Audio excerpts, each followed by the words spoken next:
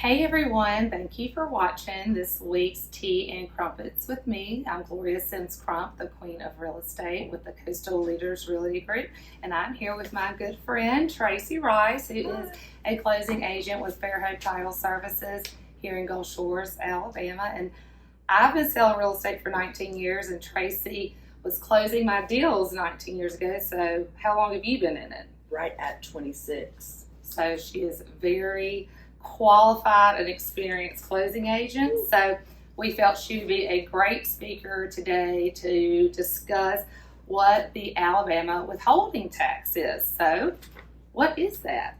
The withholding tax is actually an income tax for Okay. the state of Alabama. A lot of people get it confused with capital gains and stuff like that. Mm-hmm. Some people call it a sales tax, which I guess it could be, but it's legally an income tax. Okay. That's why these forms are filled out for the state. Okay, and it's for non-resident Residents. Alabama homeowners that sell their property, and there's a price threshold that it actually qualifies. So what price is that on the sales price? Prior to '08, it was $800,000, but in '08 it dropped down to $300,000, probably because Alabama wasn't getting their tax at the time. They wanted a little piece. So they lowered it down, and they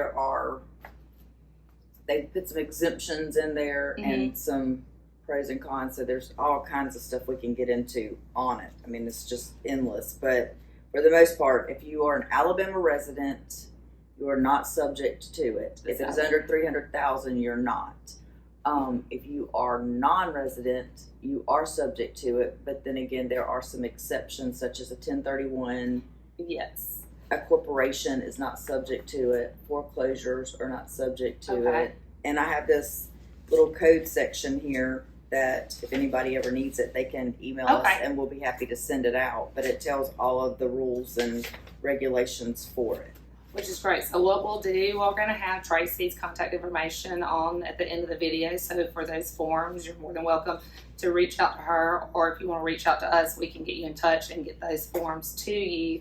So technically, non-Alabama resident homeowners or condo owners that sell above $300,000 are subject to it. Now, the way the law is written, the buyer is supposed to collect the percentage, which is, we'll talk about that in a minute, but which is very odd. So now, since we can't rely on buyers to do that, thankfully the title companies will collect it at closing. So, and depending on how the purchaser takes title, will make the percentage difference. So what is yes, that? an individual gets taxed at 3%. An entity, even an estate, a trust, LLC, corporations don't get taxed, but LLCs do.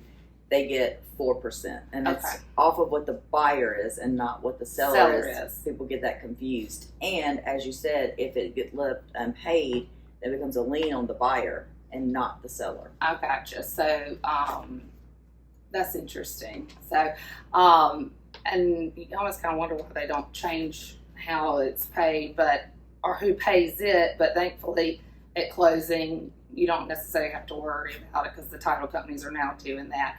And then there is a form that you have to fill out, and then which is also, it's called seller's gain affidavit. But there's, for instance, you have a sales price, but then there's also deductions. Right. There's a cost basis. There are expenses, including improvements, and there's some depreciation you can use. What I always tell people, though, is there's 3 different forms. There's the gain form that's got the calculations, and you only pay this percentage on the gain. It's not the whole $300,000 sales price or whatever your sales price may be. It's only the gain. That's a big time. People immediately think, oh my God, it's on 3, but it's not. It's just your gain. And so there are 3 forms. There's an exemption, a gain, and a resident form. So what I say is to take all 3 forms and send them immediately to your CPA. That way your CPA can guide you through which ones that you need to use for the transaction. Yes.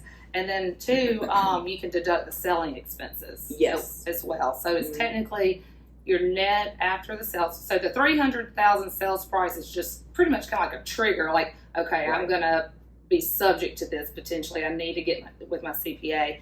And then after that, you get with your CPA and you take, your selling expenses. That's including, the title insurance policy, the commission, etc. And then your depreciation, if you did any improvements, etc. And then you submit this form. And now, one question I have is for the non-residents. So when they submit this to y'all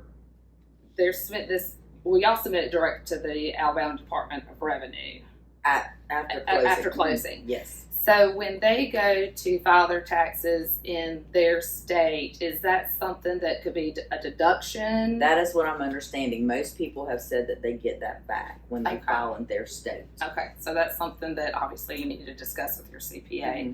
So, and a lot of people do not have a CPA, so we have to rely on that form that they fill out. We don't guide them in any way because clearly we're not CPAs. We don't want to get sued. We don't want to get sued. Probably like that. Not at all. So we just let them have the form, and we prepare what we call a preliminary closing statement: the commission, the taxes, the dues, any expenses that we know up front, already home warranties, what have you. You can't do. A lot of people think, "Can I do the payoff?" But you can't use your payoff. It's just stuff that you have to pay at closing. Now, if you've done any upgrades or anything like that, you can add that in, I'm being told. So there's a lot of different things you can do to offset it. Yes. And so, for instance, like if it's an individual, let's say the buyers are taking title in their individual names, it's a 3%. Yes. Okay, of the gain. Mm-hmm. Of the gain. And then if it is someone's taking it, as a partnership, an LLC, non-resident corporation, it says it's 4%. Mm-hmm. So when you are accepting somebody's offer and you're going to be subject to potential Alabama withholding tax, it's something to take into consideration how they're taking title. Because it isn't, yes, 1% can actually be a big chunk, and that can make a difference in your counter. If you have multiple sellers, one is a resident, one is not, you will only have to deal with the gain on the person that is not the resident and their percentage of ownership in the property. It's in the code section. So you can take that into consideration too. And of course, then it becomes who's going to pay it because we both own it. Yeah, exactly. So they can duke it out. Yep. As long as we collect it, we're good. So this has been something that a lot of sellers do not know, which is very important for the realtors to educate, during even the, initial interview, so to speak, when we're talking to sellers that are out-of-state residents. I always bring up, this is something that could be an issue or, something you'll have to, deal with at closing. And then that way they have enough time to start accumulating all the improvements that they've done, talk with their CPA, so that when it comes to closing, it's not a scramble. And that way they're just prepared for it. So if you're watching this, you're a non-Alabama resident, and your property is over $300,000 and you made a lot of money. And so it is something to talk to your realtor about, or obviously I'd love to be your agent. So, this is definitely something that used to be, and I was selling in 2008, and I remember when it got dropped down to $300,000, and it was, it was a big deal because really we all had to start scrambling. Yes, and especially when it was the buyers that had to collect it, so all the title companies decided to take care of it. When we don't collect it, then somebody gets a lien, then we get the bad end of it. Yeah, definitely. Well, I think that this has been very informative, and I hope that people watching felt like it was as well. And we will have her contact information. And I have this information if anybody needs it. Yeah, so we happy to answer any questions you might have, and definitely talk to your CPA that is, well versed in this subject. So thank you for watching, and we look forward to next time. Bye.